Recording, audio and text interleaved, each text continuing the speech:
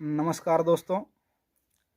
जीवन में प्रेम जो होता है एक बहुत ही अभिन्न अंग होता है और जीवन में प्रेम की बहुत ही आवश्यकता होती है।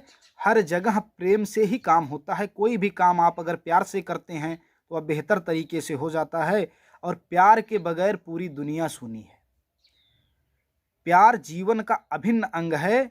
इसीलिए हमारे पूर्वज कह के गए हैं, ऋषियों मुनियों ने कहा कि पोथी पढ़ पढ़ जग मुआ, पंडित भया न कोय, ढाई आखर प्रेम का पढ़े सो पंडित होए। तो प्रेम के बारे में आज हम आपसे बात करेंगे कि आपकी कुंडली में प्रेम का योग है कि नहीं, यह आप कैसे जानेंगे। अगर आप किसी से प्रेम करते हैं तो आप उसे विवाह में परिवर्तित कर पाएंगे कि नहीं, आपकी कुंडली यह बताती है। अगर आपकी कुंडली में प्रेम का योग है तो आप निश्चित ही सफल हो जाएंगे अपने प्रेम को विवाह में बंधन में बांधने में। और अगर योग में कमी है या आपके कोई त्रुटि है कुंडली में तो आपका कितना भी पक्का प्रेम हो वह निश्चित ही शादी तक जाते जाते टूट जाएगा या फिर शादी के बाद भी वह कोर्ट कचहरी के चक्कर में चला जाता है। तो आज आप खुद से समझिए कि आपकी कुंडली में प्रेम का योग का है कि नहीं, लव मैरिज का योग है कि नहीं। आज इसी विषय पे चर्चा करेंगे और आप अपनी कुंडली लेकर के बैठ जाइए, उसमें खुद देखिए, क्योंकि हम बहुत ही सरल और सटीक तरीके से बताएंगे कि आप खुद समझ जाएंगे कि आपकी कुंडली में वह योग है कि नहीं। किसी को दिखाने की ज़रूरत शायद नहीं पड़ेगी। तो चलिए, वीडियो को शुरू करने से पहले तो आप वीडियो को आखिरी तक देखिए और चैनल को सब्सक्राइब अवश्य कीजिए अगर आप नए हैं। वीडियो को लाइक और शेयर कीजिए।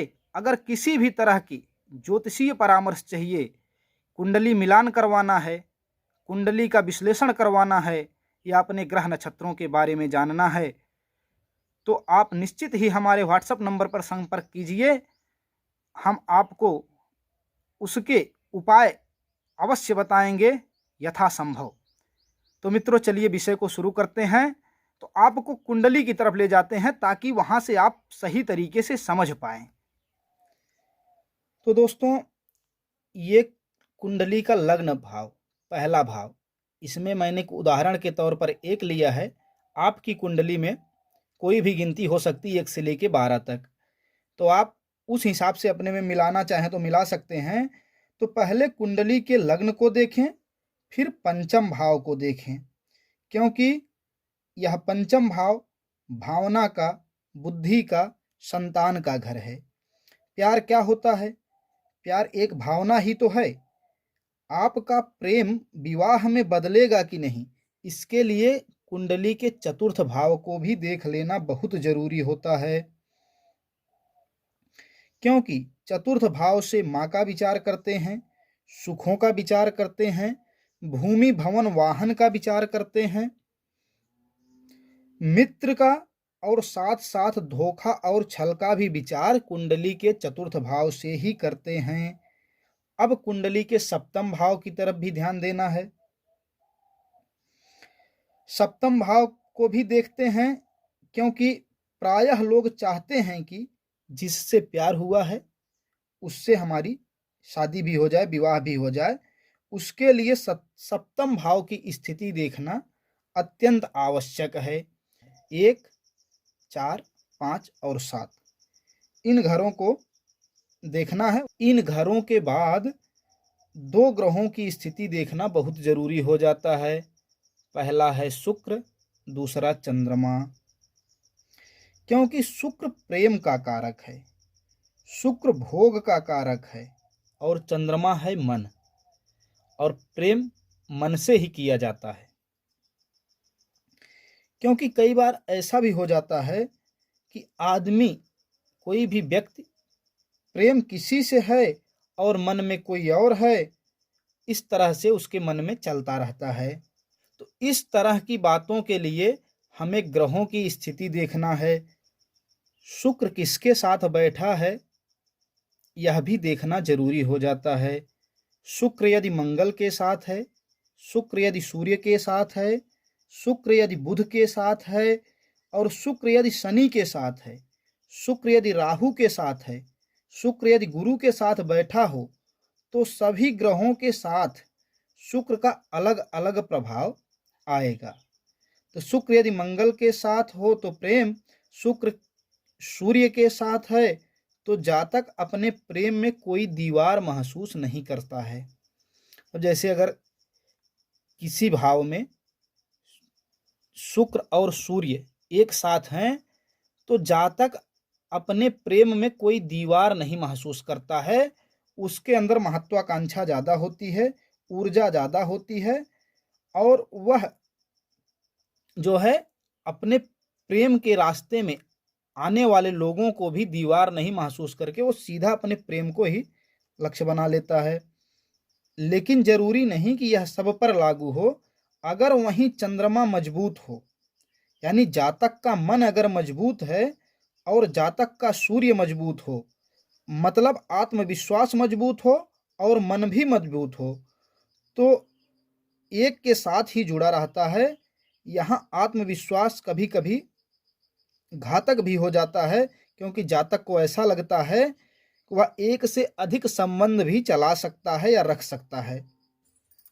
आपकी कुंडली में पंचम भाव का स्वामी खष्टम में, अष्टम में, द्वादश में या चतुर्थ भाव में आ जाए, प्रेम में धोखा होना ऐसा हो जाता है। और यदि पंचमेश शत्रु राशिस्थ हों, शत्रु की राशि में हों, शत्रुगृही हों, उसके अंश में कमी हो, तो भी प्रेम में धोखा मिलता है। तो एक चीज आपने ध्यान दिया होगा कि अगर पंचमेश, पंचम भाव के स्वामी जो हैं, जो पंचम भाव में गिनती होगी उसके जो स्वामी होंगे, उनके जो है वो अगर खष्टम भाव में, अष्टम भाव में, द्वादश भाव में या चतुर्थ भाव में हो, या फिर पंचम का स्वामी जो है वो कम अंश वाला हो, शत्रु के घर में हो या शत्रु के साथ हो, तो भी प्रेम में धोखा मिलता है। वहीं प्रेम भाव में अगर पाप ग्रह की युति हो, जैसे राहु, केतु, शनि या सूर्य बैठे हों, तो प्रेम के भाव में अलगाव ला देते हैं। प्रेम भाव कौन सा है? ये पंचम भाव। अगर यहाँ पे राहु, केतु, शनि या सूर्य बैठे हों तो ये आपके प्रेम में अलगाव ला देते हैं। यहाँ सूर्य भी वही काम करता है, क्योंकि सूर्य भी दृष्टि डालकर इतना तेज भर देता है कि वहाँ बैठकर अलगाव पैदा कर देगा तथा प्रेम को तोड़ने का काम करेगा। अब आप अपने लग्न और लग्नेश को भी देखिए, लग्न और लग्नेश को भी देखिए। मान लीजिए आपका पंचमेश लग्न में है, तब पंचम भाव का स्वामी आपके इसमें जो गिनती हो उसका स्वामी अगर लग्न में हो, तो ऐसा जातक अपने प्रेम को ही लक्ष्य बना लेता है, यानी उसका मिशन ही प्रेम बन जाता है। यानी ऐसे लोग जो ठान लेते हैं उसी के पीछे भागते रहते हैं।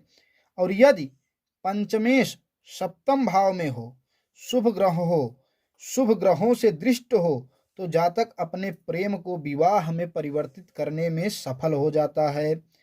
वहीं पंचमेश यदि नवम भाव में हो तो प्रेम विवाह होने की प्रबल संभावना बन जाती है, क्योंकि प्रेम भाग्य भाव में है और पंचम नवम का संबंध बहुत अच्छा होता है। अगर वह पाप ग्रहों से राहु, केतु, शनि, सूर्य से दृष्ट न हो तो निश्चित ही आपके प्रेम को जो है विवाह में परिवर्तित करने के लिए प्रबल योग बनाता है। शुक्र और गुरु साथ हों तो ऐसे लोग प्रेम में अपने विवेक नहीं खोते हैं, यानी प्रेम को भी सदैव एक सही मार्ग पर लेकर चलते हैं, तो प्रेम में वासना कम होती है। वहीं शुक्र के साथ शनि हो जाएं तो प्रेम में कई बार अंतर्जातीयता का संबंध आ जाता है तथा धोखा का भी प्रकरण आता है, क्योंकि इसमें संशय ज्यादा होता है। अंतर्जातीयता का क्या मतलब है? कभी कभी दूसरी कास्ट के लोगों में भी प्रेम हो जाता है, तो जिसका विरोध जो है परिवार के भी लोग करते हैं और समाज के भी लोग करते हैं। कई जगह पे तो ऐसा भी देखा गया है कि अंतर जातीय विवाह को भी परिवार के लोग मान्यता दे देते हैं, तो वहाँ जो है प्रेम जो है विवाह में परिवर्तित हो जाता है। वहीं शुक्र के साथ अगर मंगल हो जाएं तो भी संशयात्मकता बढ़ जाती है। ऐसे जातक या तो धोखा दे देते हैं या खुद धोखा खा लेते हैं। और यदि पंचमेश दशम में हो तो भी जातक को अपने प्रेम को जो है शादी में परिवर्तित करने में सफलता मिल जाती है। लेकिन यह ध्यान रखना है कि वह पीड़ित ना हो, क्योंकि अगर पंचम भाव का स्वामी दशम में है तो आपको अपने प्यार को विवाह में परिवर्तित करने में सफलता तो देगा, लेकिन अगर वही पंचमेश यहाँ पाप ग्रहों से राहु केतु शनि या सूर्य के साथ हो, या फिर पाप ग्रहों से दृष्ट हो, शत्रुगृही हो, तो भी जो है यहाँ पे मुश्किलें खड़ी कर देता है और आपके प्रेम को विवाह में परिवर्तित करने में बाधा उत्पन्न करता है। और उसके आगे यदि वहीं पंचमेश एकादशस्थ हो, 11वें भाव में हो, तो भी सफलता मिल जाती है। द्वितीयस्थ हो तो भी सफलता मिल जाती है। तृतीयस्थ हो तो भी सफलता मिल जाती है। लेकिन बात वही आती है कि जैसे हमने आपको बताया कि अगर पंचमेश सप्तम भाव में हो, नवम भाव में हो, दसम भाव में हो, एकादश भाव में हो, द्वितीय में हो, तृतीय में हो या फिर लग्न में हो, तो आपको निश्चित ही अपने प्रेम को, अपने प्यार को विवाह में परिवर्तित करने में सफलता दिलाता है। लेकिन उसके साथ एक बात ध्यान रखने वाली होती है कि वह शत्रु राशि में ना हो, शत्रु के घर में ना हो, पाप ग्रहों से दृष्ट ना हो, पाप ग्रहों से युति ना हो, क्योंकि अगर पाप ग्रहों के साथ है तो उसमें धोखा या फिर संबंध टूटने का या फिर प्रेम विवाह तक न पहुंचने का कारण बनता है। इसलिए अपनी कुंडली में यह जरूर देखें कि क्या पंचमेश आपका बली है, शुभ ग्रहों से दृष्ट है, या फिर चतुर्थ, खष्टम, अष्टम या द्वादश इन घरों में होगा तो भी आपका प्रेम सफल नहीं हो पाएगा। अगर किसी कारणवश आपने विवाह में परिवर्तित कर लिया तो भी आगे चल के वह कोर्ट कचहरी का चक्कर लगवा ही देता है। और अगर सप्तम भाव में शनि राहु की दृष्टि पड़ने से अंतरजातीय प्रेम विवाह के योग हो जाते हैं तो शुभ ग्रह गुरु, बुध, चंद्र अगर पीड़ित ना हो, क्षय ना हो, तो ऐसे ग्रह सप्तम को देख रहे हों या शुक्र से संबंध बना रहे हों तो प्रेम विवाह में सफलता मिल जाती है। यदि पंचमेश भी राहु, केतु, शनि, सूर्य, मंगल के साथ हों तो प्रेम में धोखा अवश्य हो जाता है। लेकिन आपको एक बात का ख्याल अवश्य रखना है, कभी भी माता पिता के विरोध में जाकर के आप प्रेम विवाह ना करें, क्योंकि बचपन से लेकर के आपको इस अवस्था तक लाने में जो प्रेम माँ बाप ने दिखाया है उसका खंडन करके आप कुछ दिन के प्यार के लिए अगर जाते हैं तो वह सही नहीं है। इसके लिए उनकी मर्जी के अनुसार आप प्रेम विवाह करते हैं तो अच्छी बात है।